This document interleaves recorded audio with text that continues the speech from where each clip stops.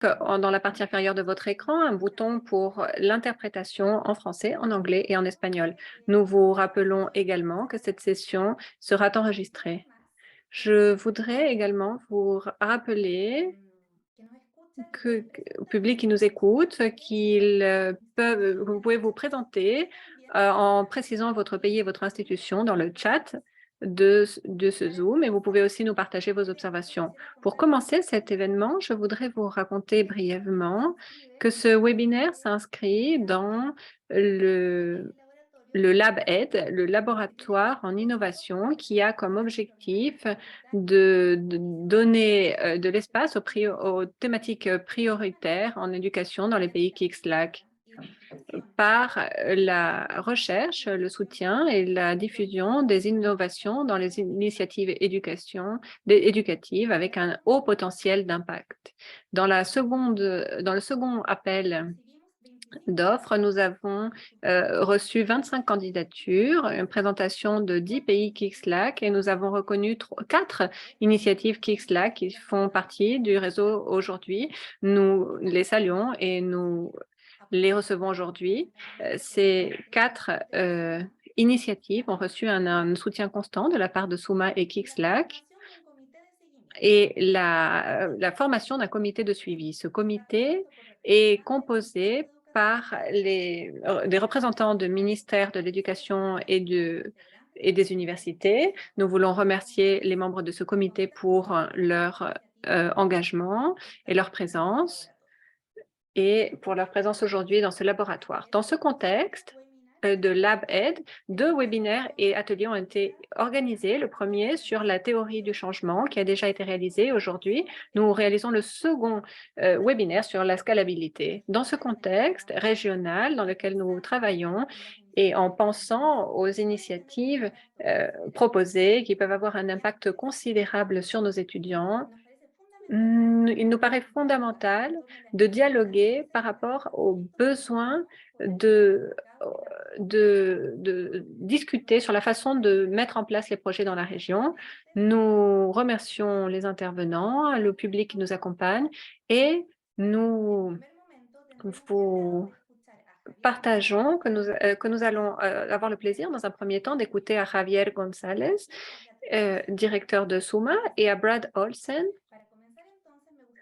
Et pour commencer, j'aimerais vous présenter Javier González, directeur de SUMA et professeur associé de l'Université de Cambridge. Il a une licence magister en économie de l'Université catholique du Chili, économiste, spécialisé en éducation, inégalité, mobilité sociale, innovation et développement. Javier, nous te donnons la bienvenue. Merci d'être aujourd'hui avec nous et la parole est à toi.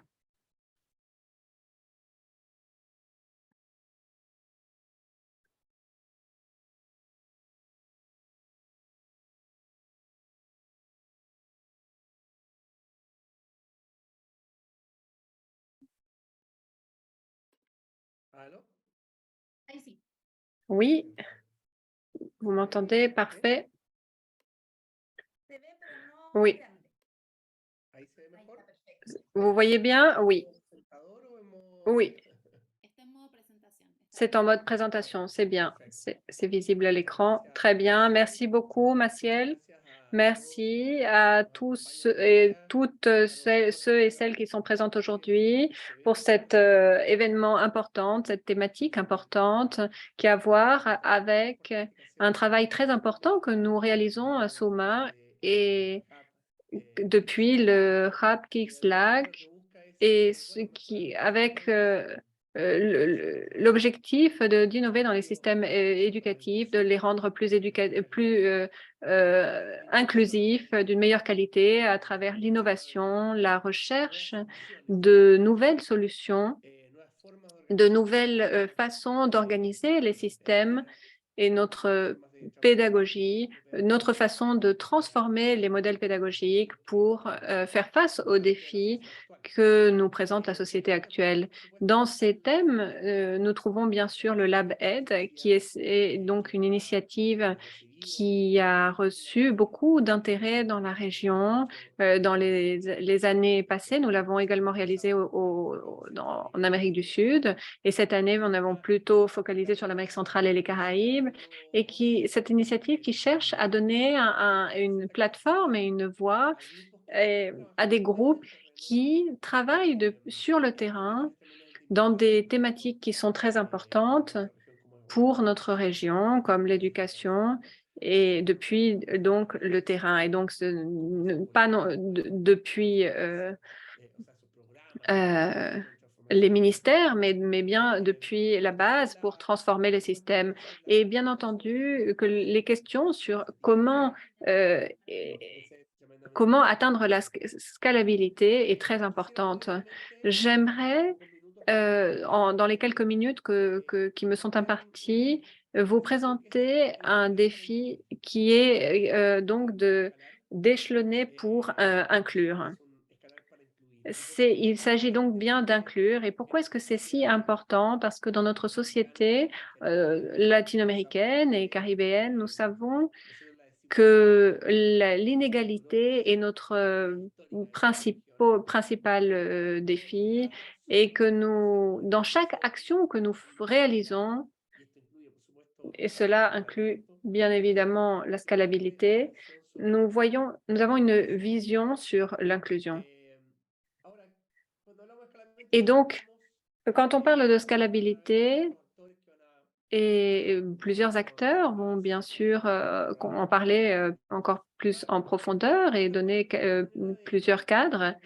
Nous voyons que nous cherchons à échelonner pour amplifier l'impact et pour que une transformation plus intégrale soit visible dans le temps et pour institutionnaliser les changements.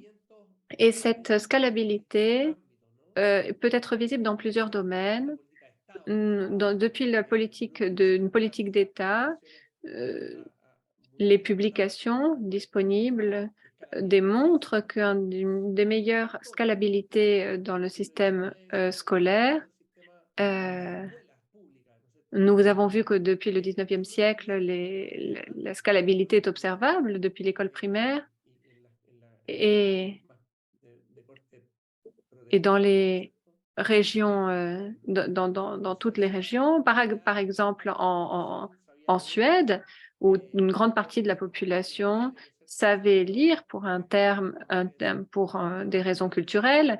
La culture a été échelonnée à partir de la vision que toute adulte devait savoir lire la Bible. C'est ce qui s'est passé dans un pays protestant comme la Suède. Et cette scalabilité était donc mise en place par la religion, les organisations religieuses protestantes et qui allaient au domicile des adultes pour leur apprendre à lire la Bible. Et donc cette scalabilité euh, montre la capacité d'apprentissage, de lecture et d'autonomie dans l'apprentissage en raison d'un thème religieux.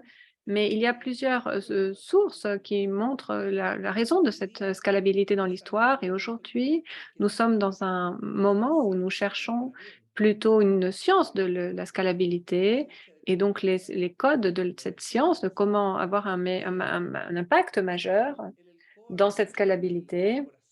Au cœur de ce concept, il y a des concepts clés lorsque nous pensons à la scalabilité, un d'entre eux est l'efficacité, que, que ce- et que donc cela vale la peine de mettre en place cette scalabilité. Euh, Cela solutionne un problème collectif. Il a cette efficacité, cette capacité de trouver une solution à un problème collectif. C'est le sens de la scalabilité, n'est-ce pas? Et la seconde, est-ce qu'on sent cette solution? Est-ce que cette solution est palpable et visible? Est-ce qu'il y a un résultat non seulement d'un point de vue monétaire, mais également en termes de ce que nous montre la science politique et qui a à voir avec la façon dont cette scalabilité peut être inefficace d'un point de vue de transactionnel ou transitionnel, également en termes de problèmes politiques de la scalabilité. On peut voir des problèmes religieux, entre ethnies ou d'autres types. Mmh, donc la solution qui doit être, visible dans la scalabilité doit être efficace, non seulement en termes de coûts directs de l'opération, mais également efficace dans le sens où cette transformation qui est recherchée, soit accepter un bas coût de transition, de passer d'un point A à un point B, où B, est la transformation, recherché. Donc dans ce sens, on peut penser à différents types de scalabilité, mais je pense on devrait penser au moins à 2 types. Il y en a bien sûr, plus. Il y a plusieurs types de scalabilité, mais je pense que le plus récurrent ou au moins, est de penser qu'il doit être horizontal, et non pas vertical. Par exemple, et et l'autre qui a à voir avec, le point de vue, vertical. Donc, horizontal serait d'une école à une autre et vertical par rapport à l'approfondissement de cette technique. Il y a quelque chose de très important ici par rapport à ces points, qu'il y a un point, qui a à voir avec les programmes et un autre qui a à voir avec, heu de voir l'État comme une sorte de, fournisseur de programmes.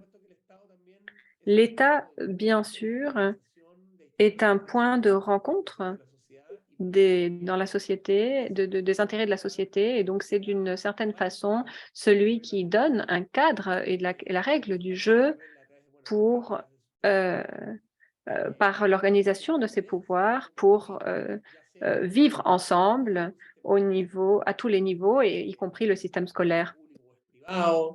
Qui peut accéder à un système d'éducation, si c'est gratuit ou payé? Quelles sont les exigences pour avancer? Que gagne-t-il? L'accès à l'éducation supérieure ou autre chose? Enfin, il y a toutes des règles du jeu. Et quand on parle de scalabilité, on pense à un programme et ce programme est une sorte de pratique et cette pratique s'amplifie. Et il me semble important de penser en stabilité du point de vue institutionnel. Cela est en relation aux grands changements légaux et culturels qui peuvent être générés dans un pays pour des changements des règles du jeu. Et donc, on peut concevoir, par exemple, au changement d'une certaine règle, un cadre légal d'un certain État ou certaines régions et qui, par la suite, euh, il peut y avoir la génération de d'autres intentions. Donc, mettre en question cette logique de programme est important, et également l'élargissement, parce que la scalabilité également peut aborder un cadre de régulation ou un pays à l'autre, dans un contexte régional aussi. Et dans ce sens, il me semble, et il nous semble depuis Souma, qu'il y a une grande importance du point de vue de l'institutionnalisation des changements. Il ne suffit pas de répliquer une initiative, de la laisser là, en l'air, mais c'est très important de voir comment on institutionnalise cela dans le pays. Et étant donné qu'on parle d'éducation, que l'éducation est un droit de l'homme, et donc l'État doit garantir justement ce droit, il faut donner à connaître justement le rôle de l'État dans l'innovation et la scalabilité de l'éducation. Alors, quand on parle de scalabilité de l'école, de la technologie, cela se fait de la main de pays qui, justement, parient pour l'éducation publique. C'est l'État qui établit la plus grande scalabilité, à vrai dire. Alors, il faut tenir en compte également combien de barrières il y a pour la scalabilité dans la société, parce que ce ne sont pas seulement des outils de banque de financement ou d'autres idées. La solution collective peut être très bonne aussi, techniquement, cela peut être très effectif, mais éventuellement, il peut y avoir des problèmes idéologiques, politiques ou des problèmes économiques, par exemple, par manque de ressources, des problèmes culturels ou techniques, parce qu'il n'y a pas la capacité technique suffisante dans le pays pour cela. Alors, je pense que c'est très important pour cette innovation de tenir en compte de ces barrières de scalabilité qui ne sont pas nécessairement en relation à des choses différentes, à cet appui justement qui peut manquer. Il y a parfois d'autres barrières qu'il faut considérer, des problèmes de sciences, politiques, économiques et techniques. Étant donné le manque de temps, je vais rester par ici pour l'instant. Je veux brièvement établir un point sur l'importance d'escaler pour inclure. Cela peut être éventuellement une sorte de systématisation standardisée, mais la scalabilité implique la reconnaissance et la mise en valeur et la construction sur la diversité. Et donc, un processus de scalabilité n'implique pas la standardisation systématique d'une pratique. Cela n'est pas contradictoire, au contraire, avec un processus qui, au fur et à mesure que ça s'escale, de point de vue d'organisation ou autre, le réalise incluant et reconnaissant les diversités. Et donc, nous avons cette définition de SUM depuis l'année 2020 qui est justement en relation à cette reconnaissance de la diversité et construire dessus. Je pense qu'il est clé d'avoir dans un monde qui parfois est perçu du point de vue du financement depuis des problèmes sociaux, médiatiques, et on oublie qu'à vrai dire, le succès de la scalabilité a pour base le fait de si on a été ou non capable de comprendre le problème réel à résoudre. Dans la mesure où on est capable d'interpréter le problème de notre société, et c'est en relation au problème de l'inégalité, probablement la scalabilité soit plus facile parce qu'il y aura une innovation plus atterrie, plus focalisée sur des problèmes réels et non pas sur une agenda imposé ou des modes qui peuvent parvenir d'une autre région. Par exemple, se dire qu'ici, on est en train de scalader quelque chose qui est très semblable à l'Allemagne, mais le Guatemala, l'Haïti ne sont pas comme l'Allemagne. Ce sont des réalités différentes. Et donc, on pourra justement avoir une scalabilité seulement si on comprend cette réalité. Alors, merci beaucoup et j'espère que qu'on aura tous une très bonne journée. Merci, Gabriel, de ta présentation. Il y a plusieurs points intéressants à commenter, mais surtout, scaler pour inclure, c'est fondamental. Je pense que c'est vraiment le cœur de l'APAID parce qu'on travaille pour la justice et l'éducation et pour inclure justement. Et il est très important également de réfléchir pourquoi la scalabilité et justement reconnaître ces barrières pour la scalabilité, les incidences qu'il y a et comprendre le problème réel à partir duquel on travaille. Et ça, c'est fondamental pour pouvoir réaliser un projet qui ait un impact qui puisse améliorer justement la réalité des régions. Alors, on reconnaît également les cartes d'initiative en tant que partie de AppAid qui travaille pour cela, pour la justice d'éducation, pour avoir de meilleurs résultats dans les systèmes d'éducation dans le large sens du terme. Je voudrais vous rappeler également que vous pouvez écrire vos questions, vos commentaires sur le chat et qu'on va essayer de les lire justement dans le temps des questions. Je voudrais présenter notre prochain exposant, Beth Olsen, docteur en éducation de l'Université de Californie et avec une maîtrise de Harvard en éducation. Ses recherches sont centrées sur la réforme éducationnelle et méthodes d'éducation. Il établit des recherches sur les communautés globales, le développement, où il focalise son travail sur la recherche et politique autour de l'élargissement d'innovation d'éducation pour un améliorement systémique dans les pays de revenus faibles et moyens. En avant, Brad. Merci beaucoup. Muchas gracias. Buenas tardes a todos. I wish that I could speak better Spanish than I can, but I'm going Je voudrais parler espagnol, mais comme je ne le parle pas, je vais parler anglais. Je veux remercier à l'Amérique latine et le Caraïbe. C'est un plaisir pour moi. Je suis Brad Olson.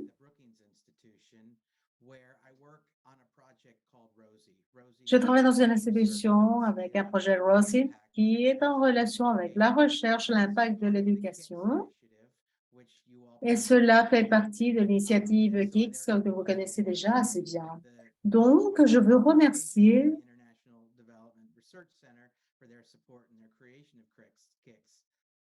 pour l'appui et l'innovation de KICS. Je veux maintenant parler durant quelques minutes justement de ce que signifie la scalabilité en évaluation de l'éducation. J'apprécie ce que le docteur Gonzalez a déjà dit et je peux construire à la base de ce qu'il a dit comment on pense à la scalabilité dans le travail que l'on réalise à Rosen et KICS. Et ensuite, voir comment on établit le processus dans la conception de l'innovation. La question ici, que veut dire escaler? Bien souvent, cela se réduit au fait qu'il y ait une portée majeure. Et parfois, c'est réel, mais pas toujours. Quand on parle de scalabilité, on est en train de parler de comment on peut incruster une innovation provisoire pour que cela soit partie d'une pratique quotidienne, cela soit partie du système de l'éducation pour améliorer la vie des enfants, les familles et les communautés. Ça, c'est en relation à scaler pour avoir un impact et scaler pour l'égalité. Alors, à Rossi, on établit la scalabilité comme une focalisation qui approfondit l'impact et conduit à l'amélioration dans la vie des personnes. Et si on réalise cela convenablement, l'innovation sera donc incrustée dans la vie et donc cela impacte tout le système et cela devient une nouvelle innovation qui engage toutes les personnes qui participent. Chez KICS et Rose, la scalabilité a 5 processus fondamentaux. Premièrement, ce n'est pas quelque chose de linéaire. Cela a été mal compris auparavant et on pensait que cela arrive, qu'il s'agissait seulement de quelque chose qui avançait tout seul. Et on pensait à un mouvement linéaire. Et ça, c'est pas réel. En fait, c'est un processus non linéaire et complexe et la route de la scalabilité peut avancer dans une direction et ensuite vers une autre direction. Éventuellement, cela peut être un peu à l'avant et ensuite faire marche arrière. Parfois, la scalabilité doit établir une pause, peut-être parce qu'il y a une nouvelle administration et on recommence à faire des choses à nouveau. Et à un certain point de vue, on commence à faire des choses qui avaient déjà débuté. Donc, ce n'est pas quelque chose de linéaire. Deuxièmement, il ne s'agit pas seulement de la couverture, non seulement de l'aide. de l'amplitude, on voit que la scalabilité doit créer un impact durable pour améliorer la vie des personnes. Le troisième composant est en relation à la compréhension de quelque chose intégré dans l'innovation des systèmes. L'éducation est un système gigantesque avec une grande quantité de parties qui peuvent être mouvementées et il faut créer les conditions pour l'éducation. Et donc, quand on parle d'innovation, il faut escalader pour que bien souvent, on puisse ajouter au système une grande quantité d'éléments qui puissent changer et améliorer le système. Actuellement, l'éducation peut établir un système plus efficace ou justement altérer le système. Le quatrième élément, le contexte est important. Il est correct de penser qu'ici, on ne travaille pas seulement sur un élément et qu'on peut travailler très, très bien si les conditions de chaque contexte changent effectivement. Et donc, le travail de scalabilité dans l'innovation a besoin d'une contextualisation de l'innovation pour être utilisé avec ses caractéristiques uniques du contexte qu'on envisage. Je vais approfondir cela par la suite, mais c'est très important comme point. Et finalement, il n'y a pas une réponse magique, une recette pour établir la scalabilité. Il n'y a pas seulement un modèle et même pas un modèle à suivre, c'est quelque chose de complexe qui a besoin de principes d'adaptation, de décennies d'histoire et parfois, il y a beaucoup d'essais-erreurs au fur et à mesure où on commence à établir cela avec un certain succès. Gargani talk about scaling in a way. McLean et Gargani parlent de la scalabilité comme de façon métaphorique. Il y a une scalabilité verticale qu'il s'agit de construire vers le haut comme un fruit, comme un arbre qui doit grandir, donc au niveau gouvernemental.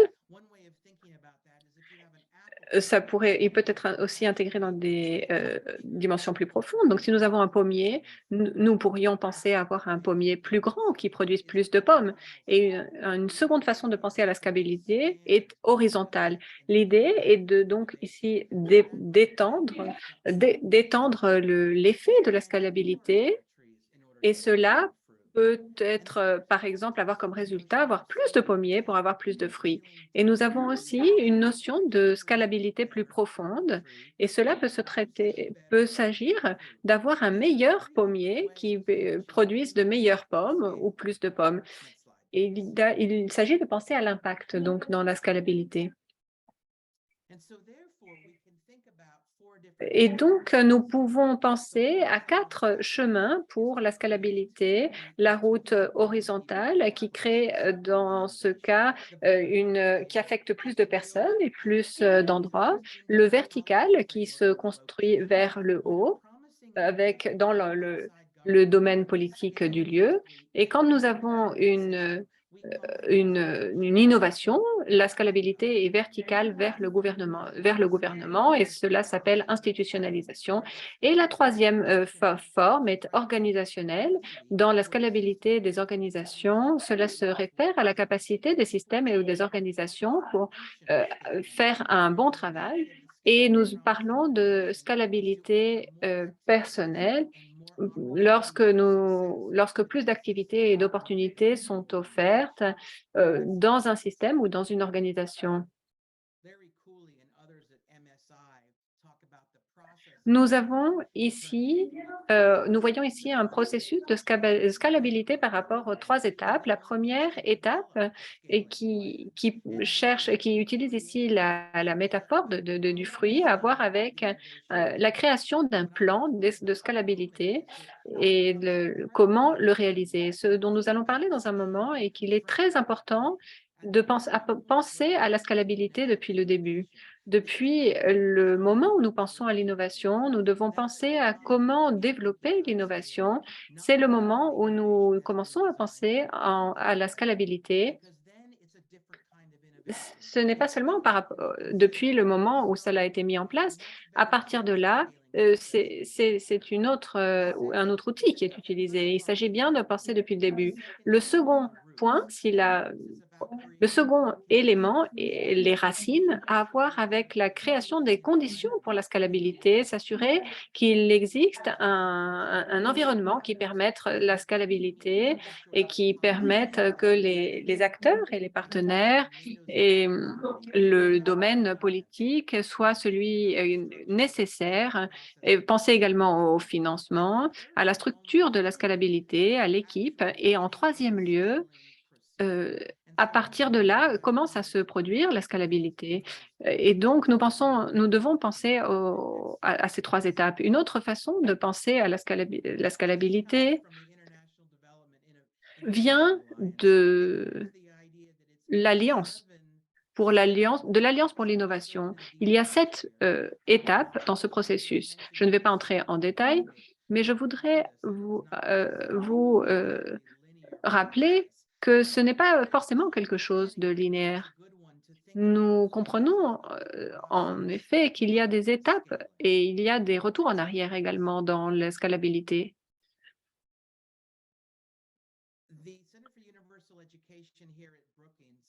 Le centre d'éducation de Brookings très intéressé dans une recherche sur une grande quantité d'initiatives de scalabilité qui avaient fonctionné. Et ce qu'ils ont réalisé a été de voir pourquoi elles avaient fonctionné. Et en faisant cela, ils ont créé un studio de 14 différents ingrédients clés qui participent apparemment euh, dans l'explication de la scalabilité. Ce document est disponible en anglais, en français, en espagnol sur notre page web. Il y a 14 ingrédients de base auxquels nous pouvons penser comme des ingrédients fondamentaux dans ce succès. Je n'ai pas le temps de les voir tous en détail, mais il y a quelques éléments sur lesquels j'aimerais insister. Il s'agit d'être amoureux du problème, non pas de la solution.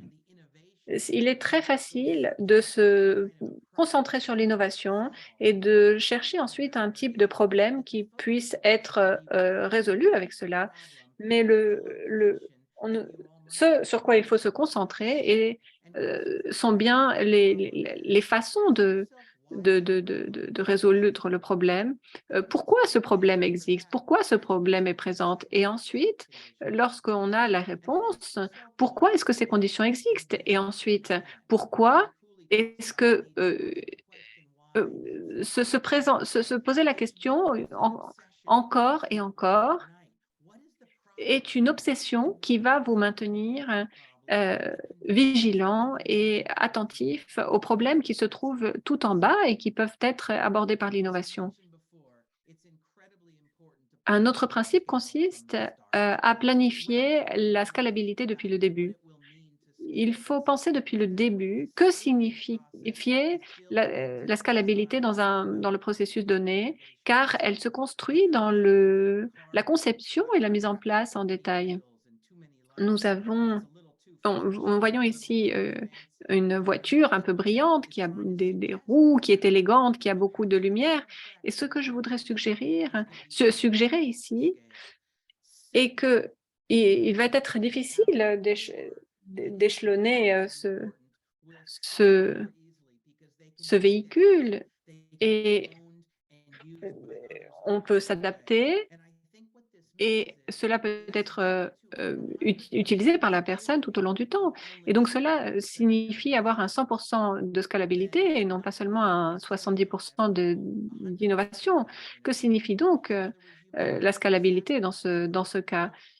Nous devrions sacrifier ou laisser partir abandonner une partie de l'innovation et l'innovation pourrait être un seul point et la scalabilité est le contenant qui contient les idées et la met en pratique. L'innovation pourrait être une approche, la technologie peut être une innovation. Comment la décision au 19e siècle voulait faire travailler ou enlever les pupitres dans les salles de classe.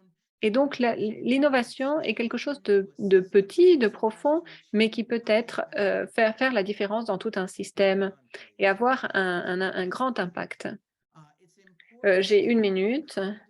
C'est important également de, créer l'innovation avec les utilisateurs finaux, que ce sont bien les étudiants, les professeurs, les parents d'élèves et qu'ils soient, de les intégrer, de les rendre partie du processus, de l'innovation, car au moment d'utiliser et de la mettre à l'échelle, ils pourront donc, la soutenir et participer, réaliser un travail important.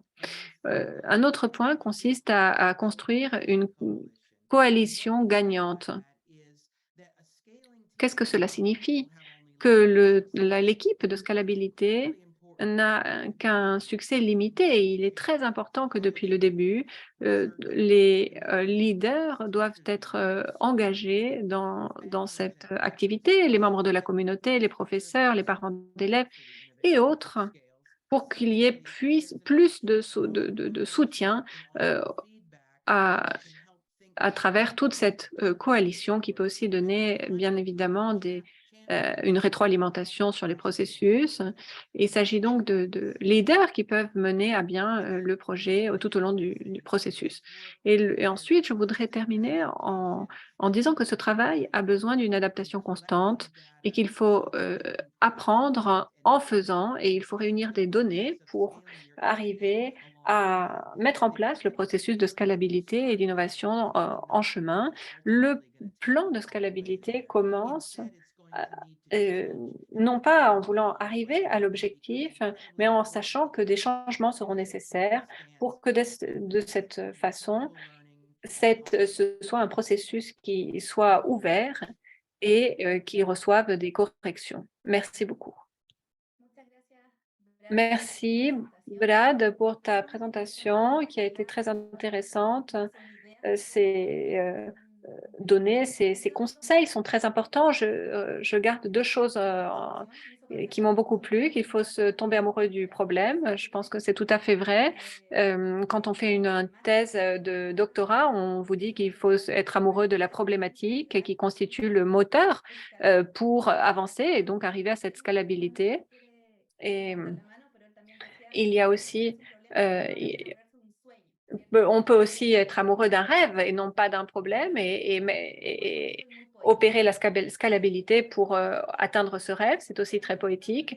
Et une autre chose qui me paraît très important est de impliquer la communauté, de les faire participer dans l'innovation, c'est-à-dire de comprendre et de concevoir ensemble le projet avec toutes les parties prenantes et de les rendre parties prenantes donc de ce projet de façon horizontale dans l'idéal.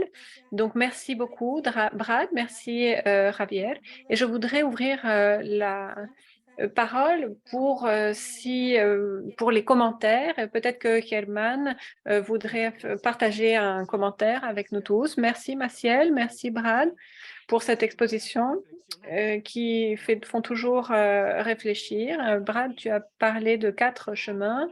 Je J'imaginais et je rêvais d'une certaine façon à notre réalité et je me demandais si dans la scalabilité, nous pouvons combiner les 4 chemins. Est-ce que ça pourrait être les 4 voies d'un même chemin, non pas parallèles, mais qui se croisent, qui se rencontrent, c'est-à-dire une rencontre? Est-ce qu'on pourrait considérer cela comme une rencontre? S'il y a une scalabilité horizontale, il peut y avoir aussi une scalabilité par rapport à l'exécutif d'une organisation et peut-être pour arriver à obtenir une horizontalité, impliquer également les politiques qui est verticale. C'est ma question. Et d'un autre côté, Maciel l'a déjà mentionné, au lieu de partir d'un problème, pourquoi nous ne partons pas de rêves? C'est presque la même chose parce qu'un rêve est un problème non résolu et nous voulons le résoudre. Mais c'est joli de parler de rêve. On parle de rêver, donc c'est une approche positive que pourrions utiliser dans la scalabilité et dans la co-conception. Euh, je, il a été question d'une coalition gagnante. Moi, je pense que gagner ou perdre ne va pas tellement avec nous. Je ne sais pas s'il s'agit vraiment d'être gagnant ou de gagner. Et s'il y a des gagnants ou des perdants, il n'y a pas vraiment de raison d'avoir des gagnants et des perdants. On pourrait parler de coalition, de coopération proactive, etc. Voilà, ce sont mes commentaires par rapport à cette exposition. Merci beaucoup pour cet espace.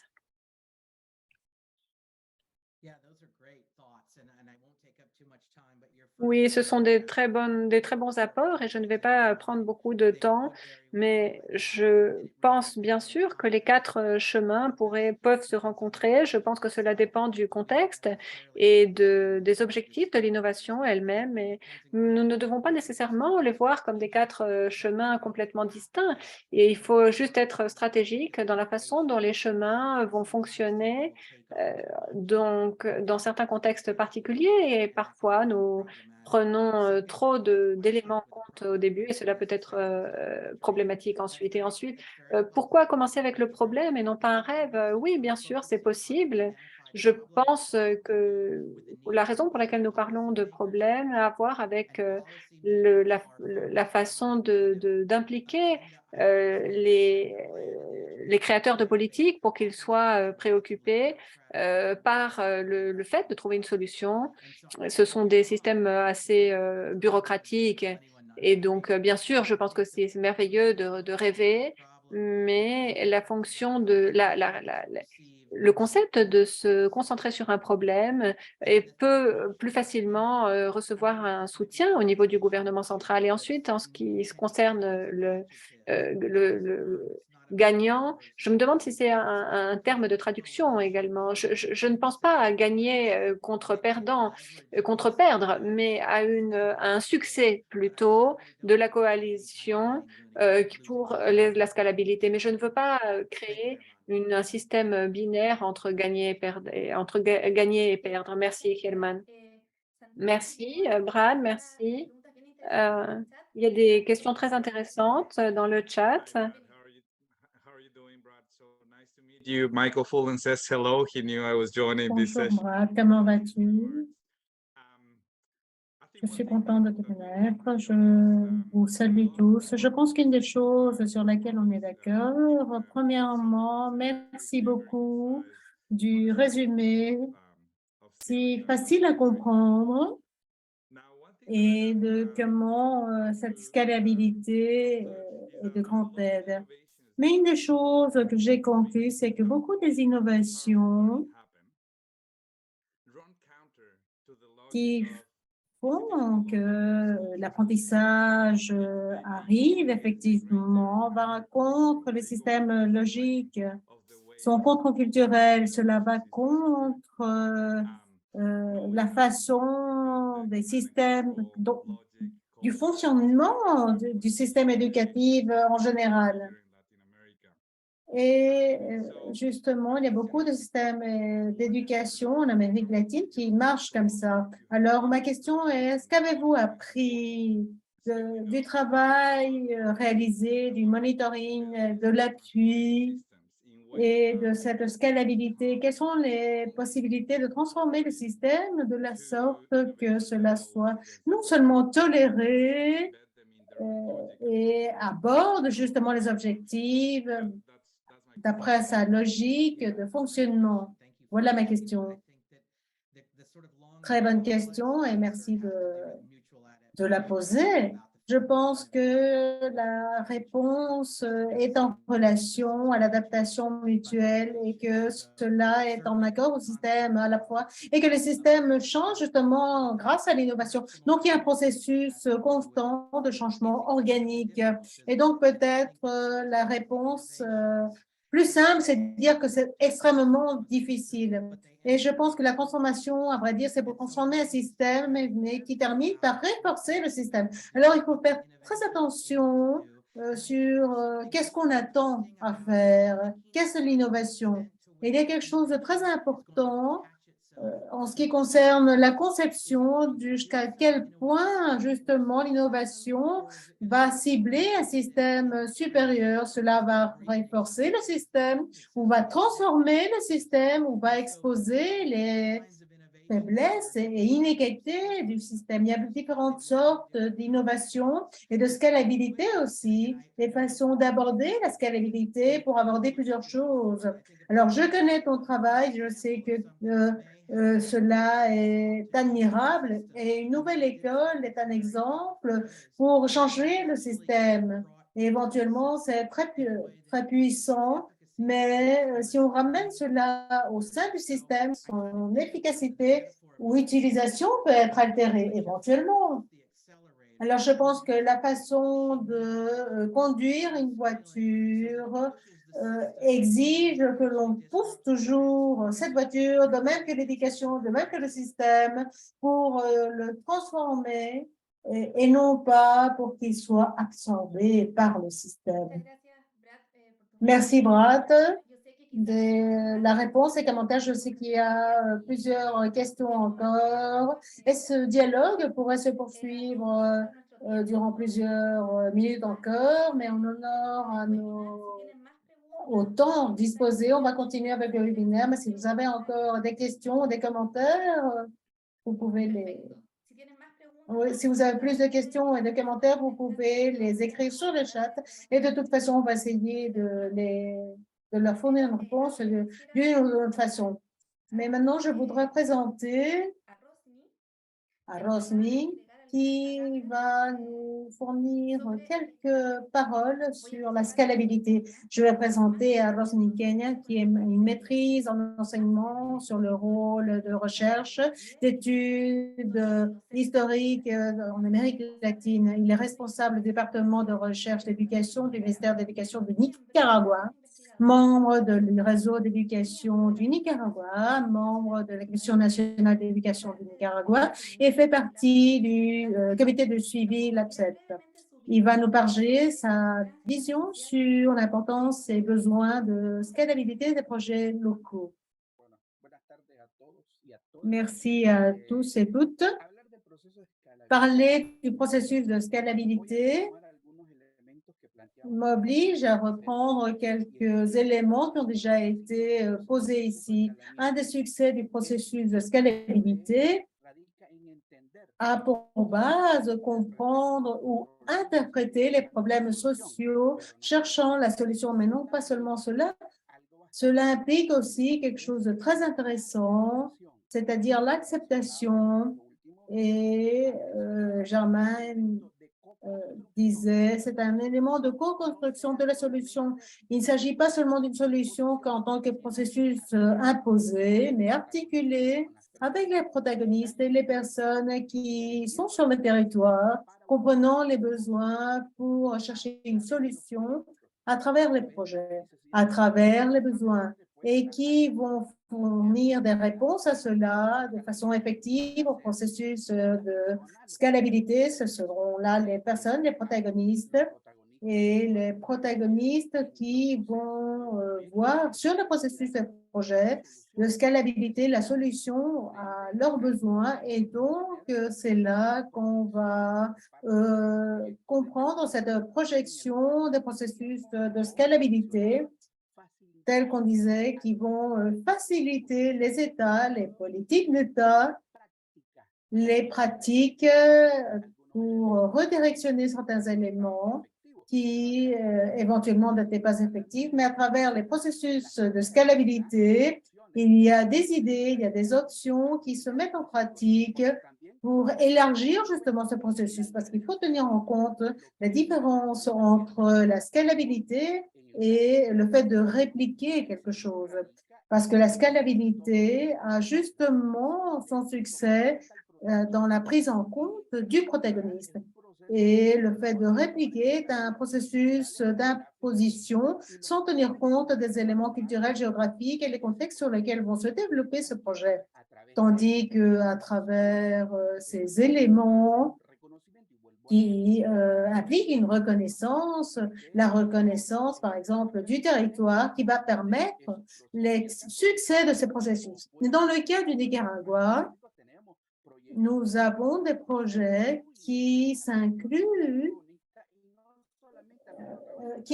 le protagoniste, et non seulement le protagoniste, mais également des éléments de la scalabilité, c'est-à-dire l'intégration ou la fusion de la mise en pratique des projets avec les politiques d'éducation et dans le cas de l'État, inclure la pratique des projets qui incluent l'autorité, dans ce cas le gouvernement, le système d'éducation, pour être non pas distant, mais articulé à travers le système d'éducation pour fournir une réponse, non pas du point de vue séparé, mais uni, intégré, pour donner une solution. Un autre élément qui pourrait être présent et qui pourrait être pris en compte dans le processus de scalabilité, ce sont des éléments propres. Dans le cas très particulier de l'absence scolaire, les facteurs qui ont une incidence à l'absence scolaire, on ne va pas les travailler, on ne va pas les aborder, mais sur un territoire, par exemple, au nord, ne peuvent pas s'appliquer en Occident, étant donné les caractéristiques géographiques, les dimensions économiques, et tenir compte donc de ces éléments qui ont une incidence sur cette barrière dont faisait mention Javier. Et il y a également le thème économique, politique, les éléments culturels, comprendre les personnes, comprendre le protagoniste pour pouvoir fournir une solution.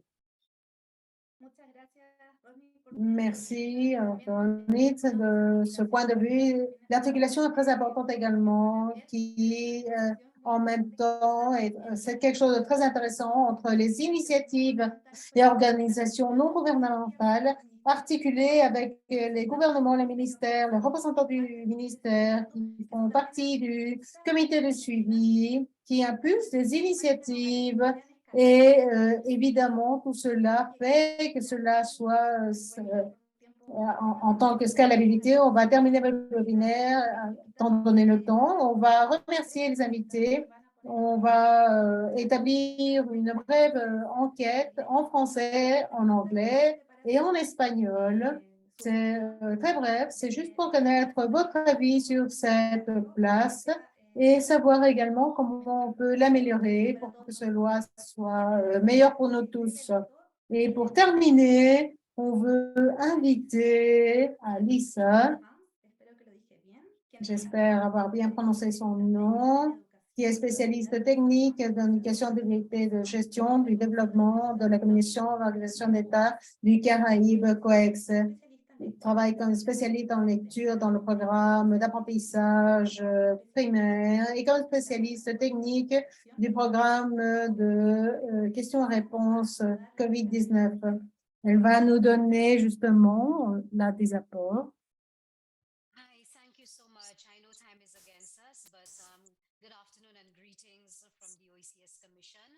Bonjour, je vous salue de la Commission SSS et du ministère de l'Éducation que l'on représente au Caraïbes de l'Est. Merci à Soumakix de ce webinaire si important. Je voudrais simplement dire que la division de l'AOD aboutit la stratégie pour que tout le monde ait beaucoup de succès. Donc, lors de la planification de l'innovation, il est très important d'établir un grand réseau pour que tous nos élèves puissent avoir un impact positif. Certains de nos projets dans la région d'innovation sembleraient être une ligne avec un point, mais il y a plusieurs défis pour pouvoir maintenir cela durable. Nous devons avoir depuis le début la notion de la scalabilité et de sa conceptualisation lors de la réalisation des projets. Alors, je voulais remercier Mrad de ces leçons si importantes que tu as partagées avec nous concernant la scalabilité. Cela résonne en moi, en nous en général. Et c'est très important de la co-création, de la conception. Et c'est ce que l'on crée maintenant dans la commission parce que tu as également souligné le besoin de collaboration dans les projets. Alors, merci beaucoup de tous ces points qui ont été remis. Je voudrais également faire mention d'un certain point dans la région. On comprend que la scalabilité a besoin d'une place pour associer. Et c'est ce que l'on travaille très bien pour nous. C'est notre forum de partenaires de l'éducation qui rassemble tous les partenaires de développement pour pouvoir collaborer dans nos projets. Il y a certains domaines où définitivement nous devons continuer à travailler dans la partie est du Caraïbe. Et c'est quelque chose que l'on a vu qui marche, à vrai dire. Alors, on a pris note de toutes les réflexions et leçons et on va prendre des considérations de tous ces éléments pour établir un impact de nos innovations. Alors, merci Souma et aux présentateurs de cette opportunité de partager et on espère pouvoir continuer avec ce sujet de scalabilité. Alors, merci à vous et je vous souhaite une journée très productive. Merci Nissa et surtout pour justement tenir au temps. On est en train de terminer ce webinaire, mais nous avons un commentaire de Bostio, de Haïti. Ya que nos interesa mucho escuchar también la voz de Haití, que muchas veces... Cela nous intéresse beaucoup d'écouter la voix d'Haïti. Et donc, Hervé, je ne sais pas si tu es ici. Est-ce que tu es là? Est-ce que tu pourrais prendre la parole? Sinon, je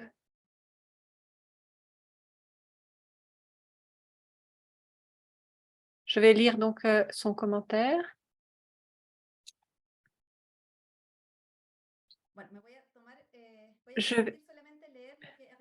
Je vais lire ce que Hervé nous a partagé avec nous dans le chat, qui nous donne une vision sur ce qui se passe à Haïti et sur les problèmes sociaux, politiques et économiques qui sont vécus en ce moment dans le pays.